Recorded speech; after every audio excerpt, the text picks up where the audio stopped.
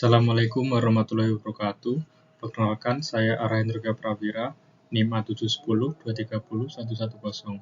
Di sini saya akan mempresentasikan proyek AWS Academy Lab Cloud Web Application Builder yang bertujuan membangun aplikasi web yang cepat, tetap stabil, dan tetap bisa diakses meskipun jumlah pengunjung sedang tinggi. Yang selanjutnya, gambaran umum skenario bisnis.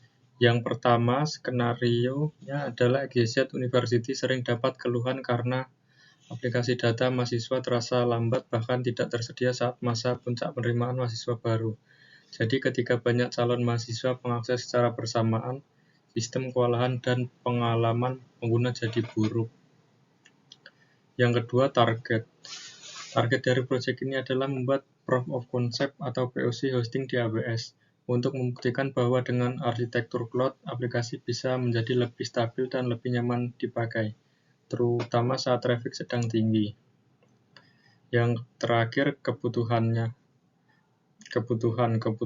cukup jelas. Sistem harus mampu melayani ribuan pengguna, harus load balance supaya beban tidak menumpuk di satu server.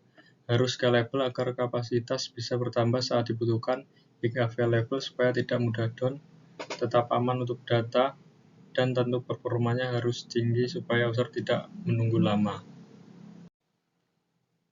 Yang selanjutnya, gambaran umum solusi. Yang pertama, saya menggunakan VPC yang dibagi ke dua availability zone.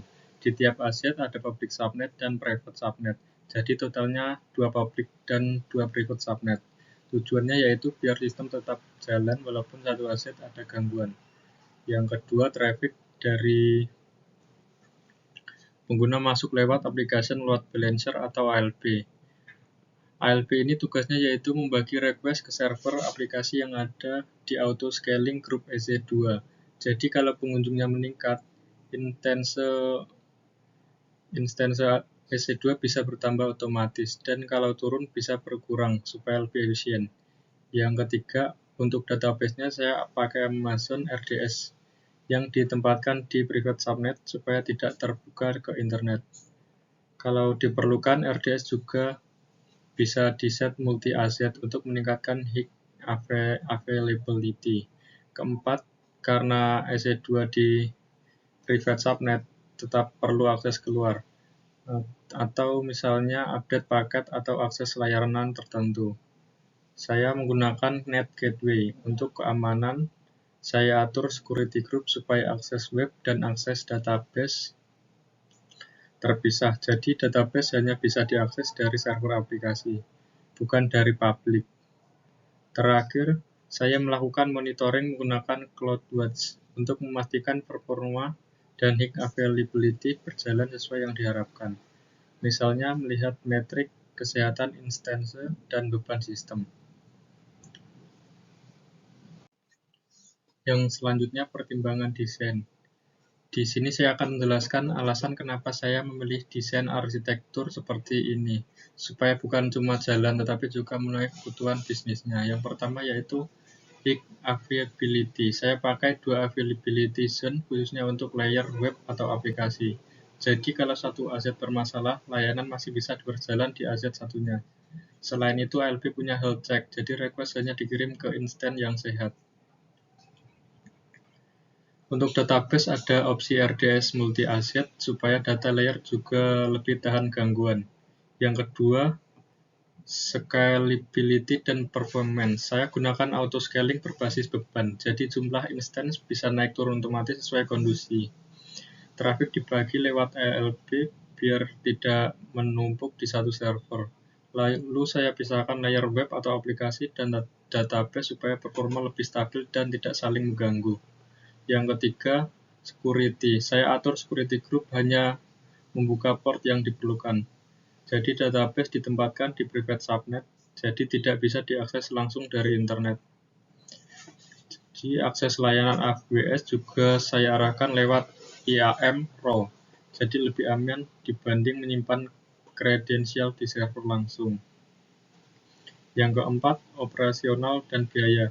Untuk operasional, di sini saya pakai CloudWatch untuk memantau metrik dan log supaya gampang troubleshooting. Saya juga mempertimbangkan skenario failover untuk memastikan high availability dari sisi biaya. Saya estimasikan pengguna resource memakai AWS Pricing Calculator dan memanfaatkan autoscaling supaya biaya tetap efisien sesuai kebutuhan traffic. Yang selanjutnya diagram arsitektur solusi. Di sini saya akan menjelaskan dari kiri ke kanan. Yang pertama, user dari internet mengakses aplikasi. Semua request masuk dulu ke application load balancer atau LB yang berada di public subnet. Jadi LB ini seperti pintu depan aplikasi. Yang kedua, LB melakukan health check dan membagi traffic ke server aplikasi yang ada di autoscaling group atau EC2. Server-server ini berada di private subnet, jadi tidak bisa diakses langsung dari internet. Jadi aksesnya hanya lewat ALB. Ini membantu dari sisi keamanan.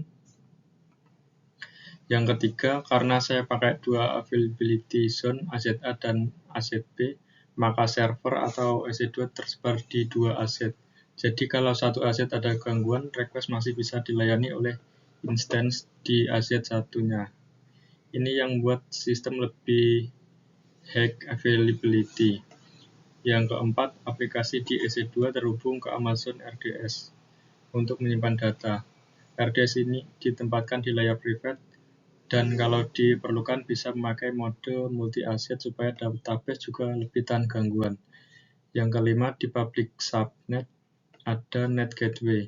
Ini dipakai ketika instance di private subnet perlu akses keluar, misalnya untuk update paket atau akses service tertentu. Tapi untuk membuat instance ini itu jadi public. Jadi kesimpulan dari diagram ini terlihat tiga hal utama.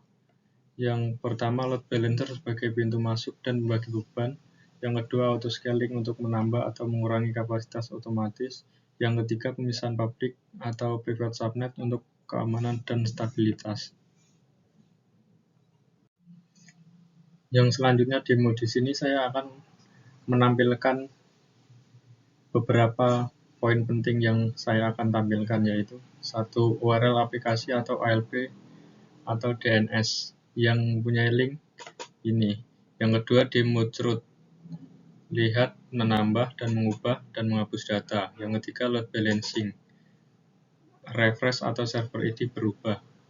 Yang keempat, high availability, stop instant, kemudian aplikasi tetap berjalan. Yang terakhir, CloudWatch plus auto scaling activity. Langsung saja ke demonya. Yang pertama, saya membuka aplikasi lewat URL. Di sini saya akan memastikan halaman terbuka normal, responnya cepat, dan fitur utama semua aplikasinya berjalan.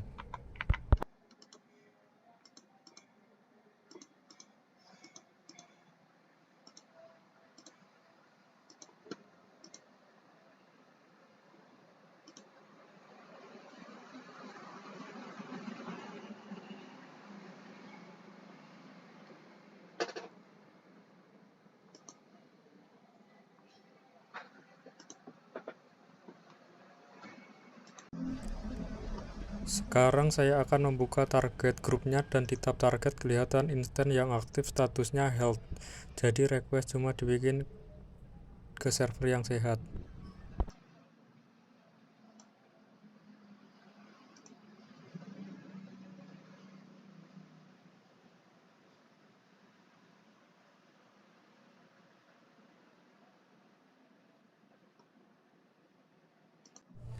Ini auto scaling grupnya. Di bagian group size ada minimal, desired, max, terus di instant management kelihatan instant yang sedang aktif.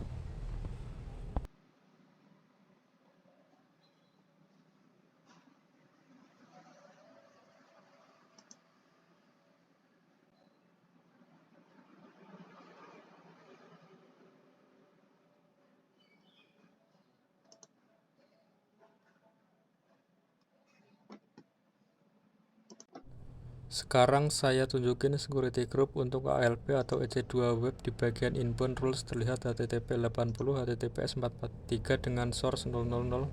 Jadi semua user dari internet bisa akses website. Selain itu, port lain tidak saya buka supaya permukaan sarangannya kecil.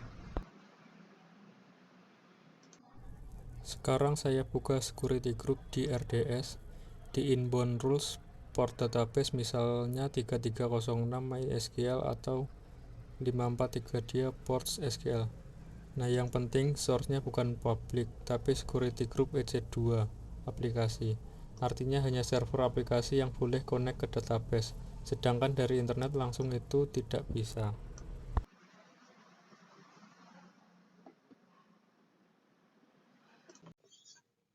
Pembelajaran yang saya dapat dari lab ini ada beberapa poin penting. Yang pertama yaitu desain jaringan seperti VPC, subnet, dan security group itu bukan sekedar formalitas. Itu juga bikin sistem aman menjadi rapi, jadi akses publik dan akses internal bisa dipisah.